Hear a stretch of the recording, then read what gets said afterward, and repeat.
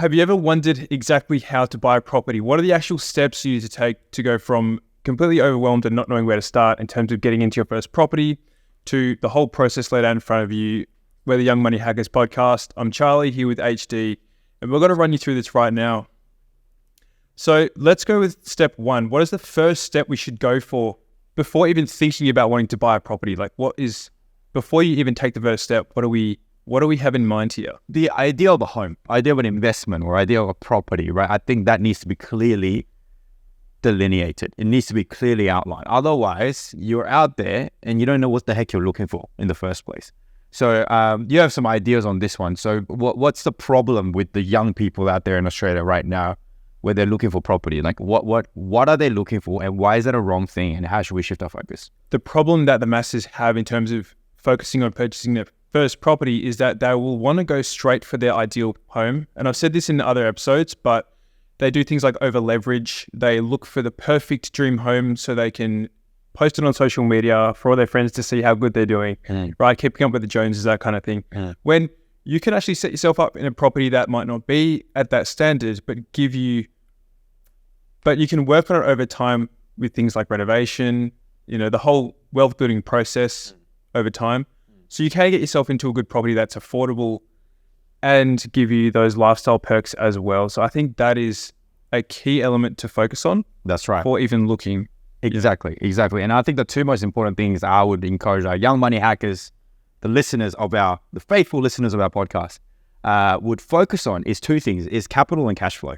Capital and cash flow. Always focus on those two things.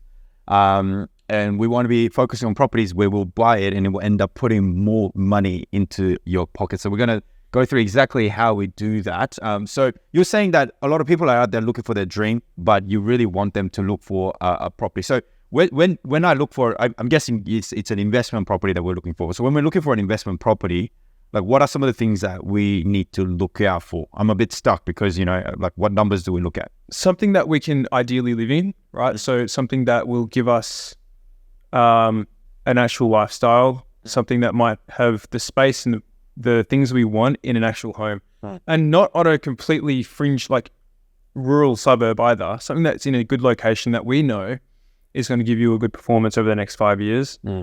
And also has the potential to add value to that property, which is a massive one. That can be a game changer in and of itself, is looking for properties, as they say, buy the worst house in the best street. There's truth to that, but it doesn't even have to be the best street. It can be in a suburb that surrounds a good suburb, with the address that has a different address title. So it might not have that luxury suburb address, but you can be close enough to capitalize on that growth. Exactly. And I'd say doing the numbers beforehand is really important. So once you buy the house, how much does it cost to buy the house, right? Or not only just like the price that it's being advertised for, but what are the additional costs that you're going to need to pay?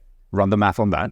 How much liabilities is there going to be by owning a house? So how much money do you have to cough up every month to the bank, to the local council, to your managing agents? And then how much money is it actually going to bring in? And then actually run those mathematics beforehand, I think is really important. So that by the end of the year, one, on capital, obviously that's on expectation and forecast of how much equity you're going to build. And then by the end of the year, how much money by cash you're going to have in your bank account, in your pocket. So I think that's a good place to start. That once you've identified that, you'll be then understanding what kind of numbers to look for, what kind of returns to look for in the market. And to refine that skill, please continue to subscribe to our podcast. We drop absolute nuggets of gold, so that you guys can become absolute ninjas when it comes to property sniping, is what I like to call it. So, okay, let's move on to the next step then. So what are our end goals here? What does our life look like in 10 years from now?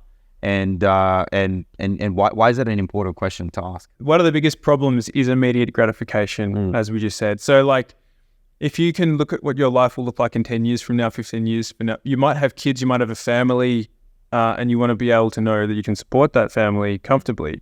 So using this step is a crucial element to potentially help you in that future. So again, it's just a matter of doing your numbers. The risk is always in what you don't know. So the more you know, the more clean you have figured out your numbers on this. The more clarity you're going to have, the more certainty that you you can look forward to a future in 10, 15 years time. And I think like the key word I think is stepping stone. How is this purchase going to be a stepping stone? How is it going to enable you to buy your subsequent second, third, fourth properties? And if each property is a positively get and bringing more cash through the door, then that's basically a passive income that you're gaining on top of your salary and all the backbreaking work that you put in to bring the dollars into your pocket. So I think focusing on that end goal is really, really important. I mean, 10 years is a very long time, and you can acquire a lot of properties in that time. I think buying 5 properties across 10 years is not that hard to do. It's very, very much achievable. And I think if you put your mind to it in the right places, and if you actually enter into your first one, the first one's always the hardest, and it gets easier, and it gets easier, and it gets easier. So I think that's really good. So if somebody was to get a house right now, what do you think is like one of the most ideal strategies for them, in your mind, Charlie, to then embark on a good investment that will end up putting more money in their pocket than losing out and getting frustrated? Okay, well, if it were me, personally, I would probably use the house hacking method. This isn't for everyone, but it's where you purchase a property and rent out the spare rooms to cover your cost of living. So essentially you're living for free. I mean, that's like an ultimate outcome, especially getting started, especially when so many people are struggling to even pay their mortgage and pay their rent. If you can position yourself just in the beginning, doesn't have to be long term, and do something as savvy as that, that's what I would do personally. I understand that not everyone wants to do that. I think that's a brilliant strategy. I think we as young people are a little bit too precious from time to time. I think there's a lot of lessons to be learned by living with other people. Of course, there are other strategies as well. If you don't want to nail this strategy down, that's fine. If you don't want this, then go and find a different strategy. Listen to our podcast. There is going to be a lot of strategies coming your way. It's going to be absolutely, absolutely valuable. But this is a really good way to see it, because if you have a room, right? A room is going to be more expensive to rent rather than of the full house, because it's like the law of retail versus wholesale, right? So if you rent 4 rooms in a house in its entirety, it's going to be much cheaper than renting out each of the rooms individually of the 4 rooms. So if you can then offer up a place where you are monitoring all your tenants as well, you're living in the house and you're renting out all the other rooms, that's a wonderful, fantastic cash flow strategy. And I think that's good. If I may add a little thing of my own, is that I'll probably look for areas where there's a high return on the property. So you'd be looking at clocking 7 to 8% return, and I'll be looking at something with a decent piece of land. Right, there are opportunities to put upgrade the existing property itself. So then that's where your capital value can go up as well, and you can do that as little as $50,000. In our previous podcast, we discussed that this kind of investment is more than possible. And I think that could actually set you ahead quite quickly, so that you can get to your next investment much, much sooner. So in doing all of this, right, what can people do to make this step a little bit easier and a bit more of a fruitful experience than just like stabbing things in the dark? Hold up, young money hackers, we got some exciting news to share with you, because it's all well and good to hear what's going on, but we'd hate to see our young money hackers only listen and take no action. So we've been working on some game-changing tools that we wish we had before buying our first investment property. Exactly right, man. And it all starts with numbers. Property investing can feel like an extremely overwhelming process, because it's the biggest financial decision that most people will ever make. So we have developed a property investing calculator that will make this whole process effortlessly. And seriously, man, I'm actually so blown away at how easy they are to use. All you need to do is put in your numbers, and the info will tell you if that property is worth it or not. I'm actually so proud of them. Genuinely can't wait for our young money hackers to get their hands on this experience. But that's not all that's new here. We also have a mentorship experience. And that's right, we want to share with you all the juicy details to see you through to that end goal where you're profitable on your property investments. We also come across so many investment opportunities given the property space we play in, so it'd be rude not to share those with our young money hackers. So if you'd like to get your hands on some of the deals we are talking about on the podcast, we are offering acquisition services where we and our team will hunt down properties for you to push the button and get started to add to your property portfolio. And what a dream it is, Charlie. And there's more. We're going to hook you up with top-notch property finance and insurance, so we can all sleep at night. But HD, what if I don't have the money to invest in any of these services right away? Is there anything for free? Well, actually, we can help you with your finance and insurances for free. Plus, there are a ton of free resources we have for you, like some of the investment calculators, books, and tutorials available on our website. Well, you heard him, everyone. So head over to our website, youngmoneyhackers.com, or simply click the link in the description. Check out our investment calculators, learn more about our mentorship program, and explore our acquisition services. At the very least, don't miss out on the free resources we've put together to help you guys get started. Now back to the podcast. As much as it can be done, people can do it themselves and get a good outcome. Other people choose to use a buyer's agent. Basically, there's someone who will run you through this whole process and make sure you get exactly what you're looking for. That will give you those high returns, and it'll give you your ideal outcome is what their job is. So that's something I would consider, especially when you consider the fact that when they are negotiating on your part, you can make your money back on them in just the negotiation process alone, which is something I think is pretty cool. So it can be a really good idea. Anyway, HD, you got some thoughts on this? Yeah, I do. So with buyer's agents, right, the way they're structured is that you give them a payment up front, okay? Every buyer's agent is going to operate differently, but you can give them a payment up front. They're going to give you all the options. You don't have to actually utilize those options at all.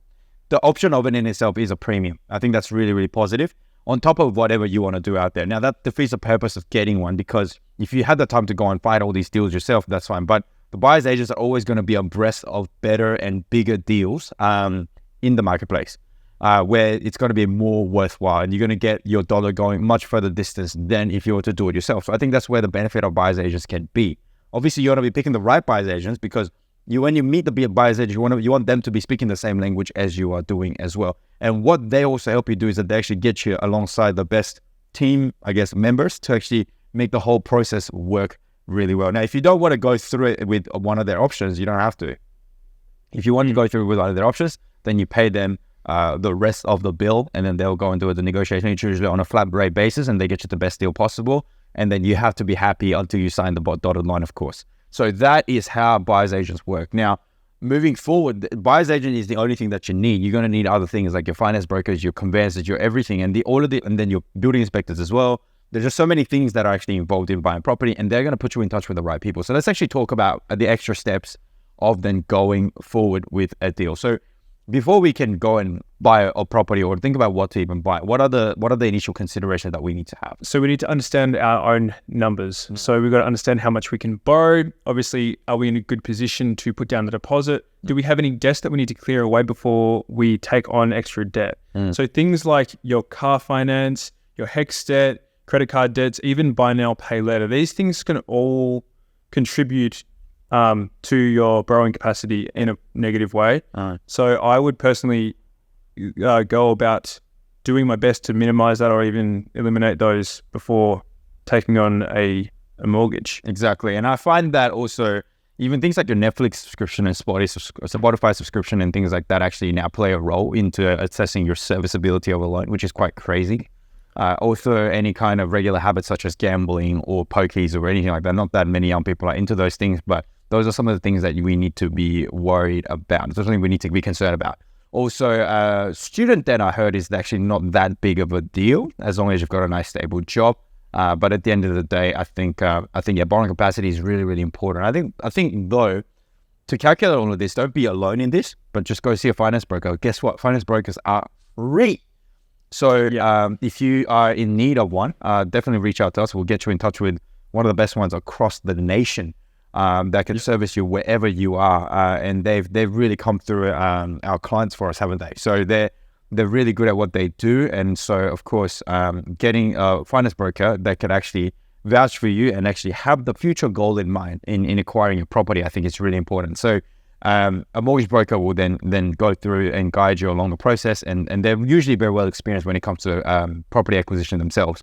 Well, at least yeah. How is it that they are free? So explain that thing. Like, how do they make their money if you're not paying for them up front? How does that work? That's a fantastic question. The banks pay them, and the thing is, by regulation, they're not actually allowed to put any profit on top of or offer a different kind of product to what the banks are already offering. So if you go to a bank like Commonwealth Bank, you would then get the best deal in Commonwealth Bank, right? But if you go to a broker, the broker will get you the best deal, the best rate in the entire marketplace. And they're not allowed to sell that at a discount or at a margin of profit or anything like that. They're just offering the same thing to you. They bring the deal to the bank. The bank says, thank you for bringing us this deal. The bank pays the broker himself. So that is a really, really good way to then have a win-win scenario. The finance broker makes money, the bank makes money, and you get the best option when it comes to financing your property acquisitions. That sounds like a win-win. Yeah, that's awesome. It does. So good to know. Yeah, it does. So moving forward, you can actually then get pre-approval for your purchase, which is ideal, right? And if you do get a pre-approval or you actually get a formal approval of some sorts, you can then obviously negotiate a much better term in your contract, make it unconditional to finance or anything like that. Then it can actually give you a better edge in negotiating a better price for your property too, which we will talk more about on negotiation. I think we should have an episode on negotiation. That's a good idea. Yeah, so we'll definitely be talking about what are some of the things that we can do to make give us a better edge when it comes to negotiation and get our offer accepted at the right price. And then, so speaking of negotiation, we then have to, incorporate all of these things together, put out an offer, get through the contract, and then away we go. So this isn't the end, unfortunately. This is kind of the beginning, isn't it? So what would you say is a good next step after that? So after you've made an offer and you're happy with your offer, the inspections, so building and pest inspections, termites, so you don't want to get catfished by property, which happens too often. And from then, if everything is happy, then settlement. So you'll get a settlement agent to finalize the deal. Exactly right. So I think they're called conveyancers in some other states as well. So a lawyer can be a conveyancer as well.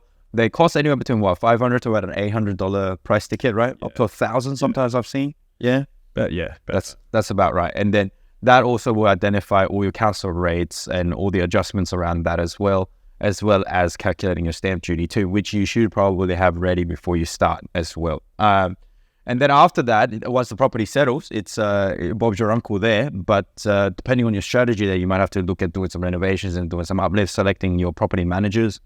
You might want to manage it yourself, but although I'll probably recommend that you get property managers, of course. And then just do all the uplift work and make sure that you're getting behind the right trades and away you go. And I'm sure that is a topic of it in itself. And we could talk until the cows come home about that. Yes, it is. Yeah, and it's a really, really important part of the process so that you get the best bang for your buck and your returns are going to be handsome.